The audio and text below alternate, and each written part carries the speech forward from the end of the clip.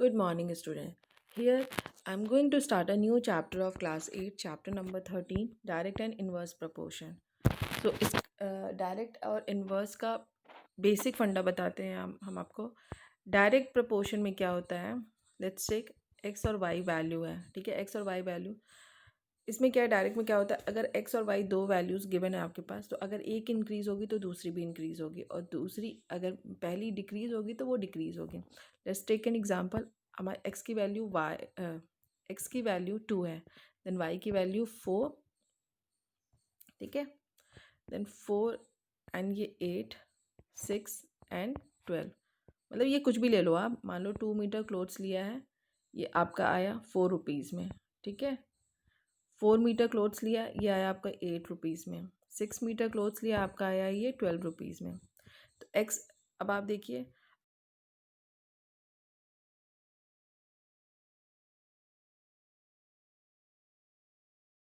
Of metre decrease करते हो, ठीक है, तो ये भी डिक्रीज़ होगा। तो डायरेक्ट में क्या होता है, अगर एक चीज़ बढ़ रही है तो दूसरी भी बढ़ेगी, और पहली घट रही है तो दूसरी भी घटेगी। और इसमें क्या होता है, जो इनका रिलेशन होता है एक्स अपॉन वाई जो होगा ये कांस्टेंट कहलाएगा। ओके, कांस्टेंट कैसे, जैसे क्या पहला वैल्यू था हमारा 2, एक्स की वैल्यू 2 थी, और यहाँ पे 4 की वैल्यू, तो जब इसकी वैल्यू निकालेंगे 2/4, तो ये आएगा 1/2। दूसरा वैल्यू क्या था हमारा 4 एंड 8, इसका निकालते हैं हम 4, ये एक्स और वाई, एंड एक्स और वाई इज इक्वल टू के कांस्टेंट होता है, देन 8 सेम एज 1/2, 6 और 12, तो ये भी आएगा 1/2। मीन्स एक्स और वाई आप दोनों की वैल्यू जब ऐसे निकालते हो तो कांस्टेंट के मतलब वो इक्वल ही आएगा, 1/2, 1/2, 1/2।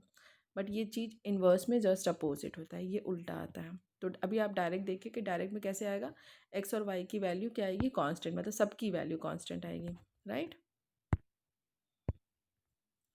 नाउ डायरेक्ट प्रपोर्शन, एक एग्जांपल है, if the cost of 1 kg sugar is 36 rupees, then what would be the cost of 3 kg sugar, is it is 108। अब आप वैसे भी नॉर्मली देखते हो कि अगर 1 kg 36 में है तो 3 kg कितना होगा, तो 3 इंटू 36 कर दोगे तो आपको मिल जाएगा, तो 108 ही आएगा, मल्टीप्लाई कर दिया simply. Similarly we can find the cost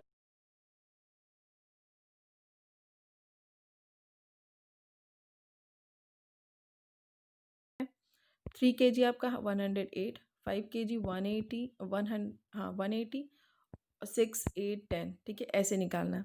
अब इनका ये आपका हो गया एक्स और नीचे वाला हो गया वाई। अब इनका जब रिलेशन आप निकाल रहे हो, 1/36, दूसरा है 3/108, 5/180, इन सबको जब डिवाइड करते हो आप तो क्या आता है, 1/36, 1/36, 1/36, 1/36, मतलब सबका रिलेशन जो है एक्स अपॉन वाई का क्या आया है, कांस्टेंट आया है, ठीक है। ये आपका फॉर्मूला एक्स अपॉन वाई, ये है फॉर्मूला, राइट।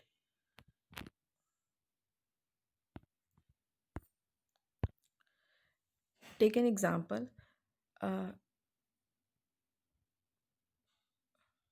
सॉरी इसका क्वेश्चन नहीं है इसमें, आप क्वेश्चन समझ, क्वेश्चन देखो, suppose the provision last for Y days when the numbers of student we have, ठीक है। अब क्वेश्चन इसमें नहीं है बट देखो हम बताते हैं, नंबर ऑफ स्टूडेंट दिया हुआ है आपको 100, तो नंबर ऑफ डेज क्या है 20, ठीक है।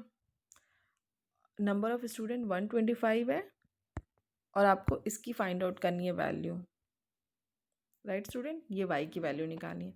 अब डायरेक्ट मेथड का क्या फॉर्मूला था, ये आपका एक्स हो गया, ये वाई हो गया, तो आप ये एक्स, देन 20, 125, ये आपका एक्स एंड ये वाई, ठीक है।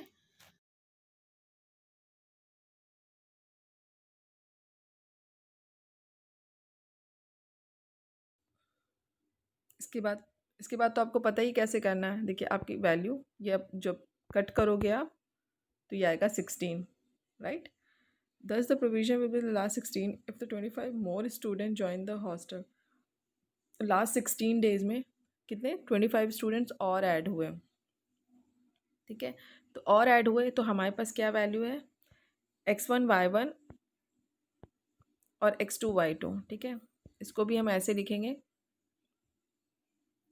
ना, x1 अपॉन x2, ये आपका x1 x2, मतलब आपको यहाँ पे लिखना है 100/125 इज इक्वल टू 20/y/20, ठीक है। तो इसको सॉल्व कर लोगे तो आपकी वैल्यू क्या आएगी, y इज इक्वल टू 16, मतलब ऑल्टरनेटिव मैथड से भी 16 ही आ रहा है। मीन्स आपका आंसर क्या है, 16 ही आएगा। आप चाहे उसको आगे कर लो पीछे कर लो कैसे भी कर लोगे, 16 ही आएगा, ठीक है। तो आई होप ये डायरेक्ट समझ में आ गया होगा। Come to inverse method.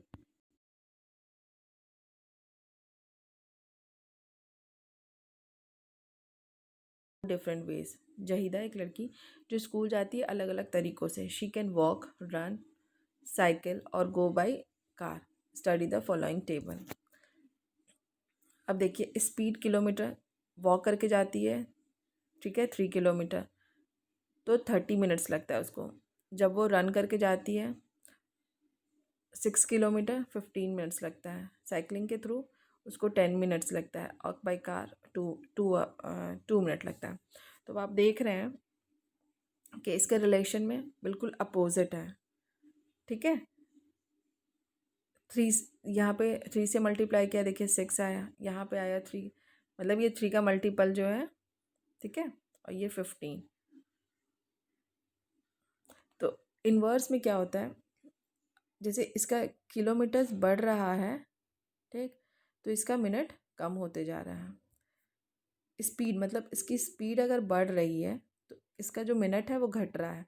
अगर इसकी स्पीड 3 किलोमीटर पर आवर के हिसाब से है तो उसको 30 मिनट्स लग रहा है। 6 किलोमीटर पर आवर के हिसाब से है तो 15 मिनट्स लग रहा है। 9 किलोमीटर तो इतना लग रहा है, ठीक है।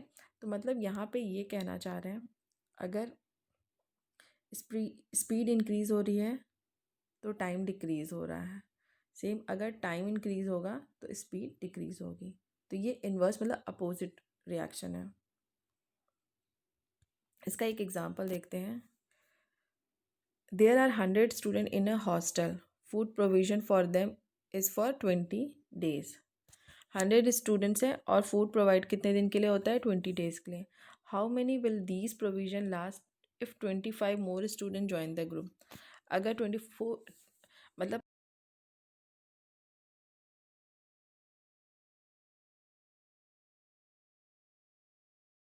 मोर स्टूडेंट ज्वाइन करते हैं तो कितना फूड प्रोवाइड होगा उनके लिए। तो solution, suppose the provision last for y days when the number of student is 125। We have the following table.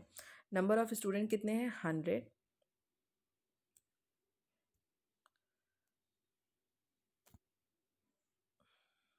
या 25 and number of days is 20 and y। हमें क्या निकालना है, नंबर ऑफ डेज पता करने हैं, ठीक है।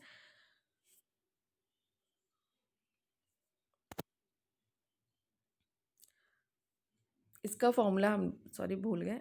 x, इसका जो x और y की वैल्यू है होती है x y is equal to k। इनका रिलेशन ये होता है, डायरेक्ट का था x अपॉन Y is equal to K, और इनडायरेक्ट का होता है और इन्वर्स का होता है x y is equal to K. मतलब आप x और y को जो मल्टीप्लाई करोगे तो उसकी वैल्यू क्या आएगी, कांस्टेंट आएगी, ठीक है। तो ये x और y है आपकी वैल्यू, ठीक। अब क्या, note that more the student, more the number of student, the sooner would be the provision exhaust. Therefore this is a case of inverse proportion. 100 into 20 मतलब x और y, ये आपका हुआ 100 into 20 is equal to 125 into y।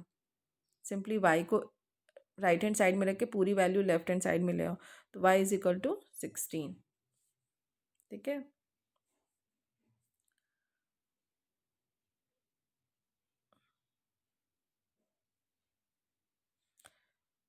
Thus the provision of will last for 16 days if 25 more student join the hostel। तो alternative हमने जब निकाला है इसका